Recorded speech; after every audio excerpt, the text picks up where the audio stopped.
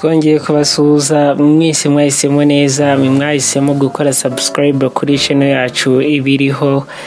Tubibutsa ko ni channel yabazaniye udushya twinshi mutabara kwishimira umunsi ku munsi.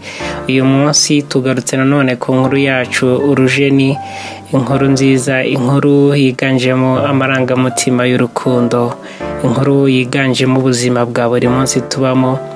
Bizera neza ko ukomeje kwishima wowe wahisemo neza kudukurikirana. Duherukana muri episode ya 7 ubwo Idrisse yari yitabye Japhet akamubwira neza ko yisanze mu rukundo rw'umukobwa yabonye umunsi umwe gusa. Japhet akamubwira ko igihe ari iki ngiki agiye kwitabaza Ketia, umukobwa yizera. Reka dukomeze n'inkuru yacu episode ya 8. Hari mu gitondo kimwe yari asohotse mu cyumba cye. Dukomereje inkuru yacu Urujeni kwa Ketia, ni episode ya 8. Hari mu gitondo kimwe yari asohotse mu cyumba cye, ahinguka muri salo yambaye neza cyane, asa n'ufite gahunda yihutirwa. Murumuna we Sami yamwitambise imbere bwangu maze aramubwira ati noneho se kandi hanahese ko mbona wikoze waryatse. Ketia mukuru we yaramusubije ati mfitanye gahunda na boss, ahubwo nsukira amata nywe ngende, ni nakerewe, nukuri nakerewe, mfasha ugire vuba. Murumuna we Sami yahise amusubiza ati oya sister tuza, urinze kunywa amata huti, hari wabonye usiganwa n'amasaha? Ntago wasiganwa n'amasaha ngo yasige. Ketia yaramusubiza ati byihorere, bose mfite hariya ntabwo muzi. Mbere yuko tuvugana buriyo mugeze imbere abanza gufata iminota byibura nka 30 andeba, we ntabwo bizi. Murumuna wa Ketia yahise amubwira ati ngaho ese ubwo ibyo tubyita iki noneho? Ketia yaratuje maze aramubwira ati sister, buriya akazi k'iki gihe gasaba kwihangana, buriya mfite kondisiyo, ndamutse ntazubahirije nasezerwa ku kazi isaha ku isaha. Sami yaratunguye maze aramubwira ati urabeshya koko se? Ketia yakomeje amubwira ati erega hanze hari abakobwa biteguye gutanga byose ariko bakabona akazi. Yikije umutima maze aramubwira ati sister, ibyo byose bituma nkomeza kwiheba, nkumva ko njyewe ntazabona akazi.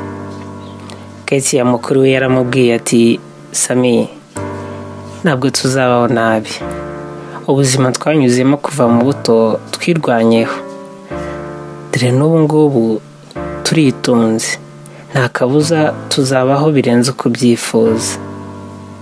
Muri ako kanya Ketia akivuga telefone ye yarasonye, akora mu gasakoshi ke vuba vuba, ari nakavuga ati ubu kandi wasanga ari boss. Ntabwo ari we, ndabona ari Japhet. Yakanze yes ashyira ku gutwi aritaba, yatunguwe n'ijwi ry'umugabo. Hello Ketia, amakuru yawe? Ni Japhet. Ketia arikanze asubiza cyane avuga ati ni byiza Japhet, ariko se waburishijwe n'iki wowe, bite byawe? Japhet nawe ati ahubwo se uracyaba muri iki gihugu? Ketia yatuje umutima maze amubwira ati se nava nkajya he ko nta heza nk'iwanyu? Japhet yamusubije vuba ati ibyo uvuga ni ukuri, hanyuma se ko nagushakaga nkubonye? Keti ati ni amahoro se? Jafeti n'ubwuzu bwinshi arambwira ati ni amahoro rwose, ahubwo se nakugoye twahuriye hahandi twajyaga dusangira agakawa ku cyumweru nimugoroba. Keti yikije umutima maze arambwira ati reka numvira hahandi twagiye dusangira agakawa ku cyumweru nimugoroba rero nako Jafe nta kibazo, ahubwo mbwira isaha nze kuzumbwira aho usigaye ubu, naguca amande yuko wanze mushiki wawe. Jafeti yarasetse ati nta kibazo Keti, urabizi nta ribi ryanjye, ahubwo saa mwanjye ndaba nahageze, ahubwo se ngo utegereze iminota ingahe? Keti yamusubije bwanga ati nta kibazo ndahari pe, ahubwo wangomesheje, gahunda niyo ngiyo, boss aranyica natinze. Ako kanya Keti yakubye telefone ye asohoka mu rugo iwabo yihuta. Yahingutse ku biro bya boss we igihonga ari cyinshi, yinjira adakomanze. Ageze imbere asubira inyuma arakomanga. Umugabo uhamye ufite isura yo kubahwa akomeza kumurebana igitsure. Uwo nguwo yari boss we. Reka tugaruke mu cyaro cya Nyamagana. Urujeni yari ari gukubura ndetse anaririmba. Abonye mama wahingutse agenda amusanga, amutura umutwaro yari yikoreye. Mama wariruhutsa aramubwira ati igikanu cyari kihagendeye pe Ruje. Urujeni yamwakiye ibyo yarazanye maze aramubwira ati ariko nawe wakabije mama, uri kuzana nke, izivoka waranguye ni nyinshi, ubu ntizizangirika tutazicuruje koko? Mama Urujeni yaramuhumurije amubwira ati mwana wanjye se ugira ngo nari kwitesha ayo mahirwe? Nagezeyo bandanguza kuri make, ndavuga nti reka nzigure, n'ubundi tuzarwane no kuzicuruza, reka tuzirangure tuzarwane no kuzicuruza. Urujeni yongeye kwisa umutima maze arambwira ati erega turanze tubaye abacuruzi b'imbuto. Mama Urujeni nawe yaramusubije ati tubaye abacuruzi da.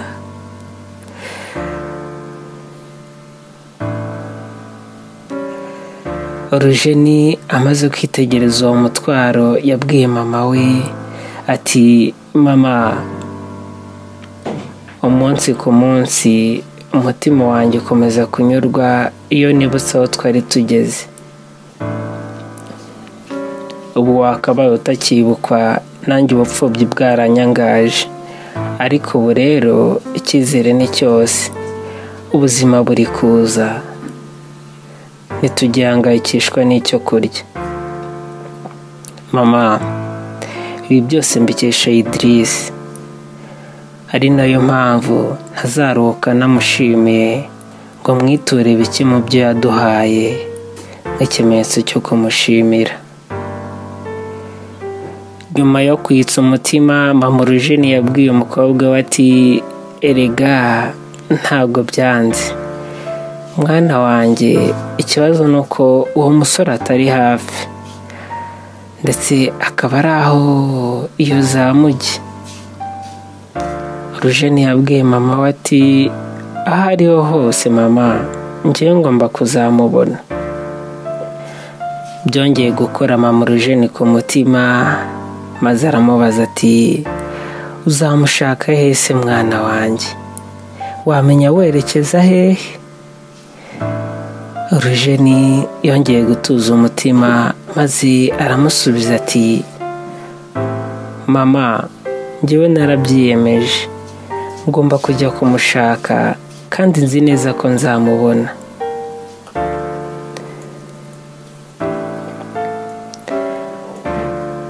Nyuma y'akanya gato y'abacecetse bose, mama Urujeni yaramubwiye ati nizere ko ariko wivugira. Urujeni yamwenyuyemo maze asiga mama we hanze yinjira mu nzu. Mama Urujeni yasigaye yibaza ku ndahiro y'umukobwa we wari warahiye ko byanga bikunde azongera kubona Idrise akamushimira.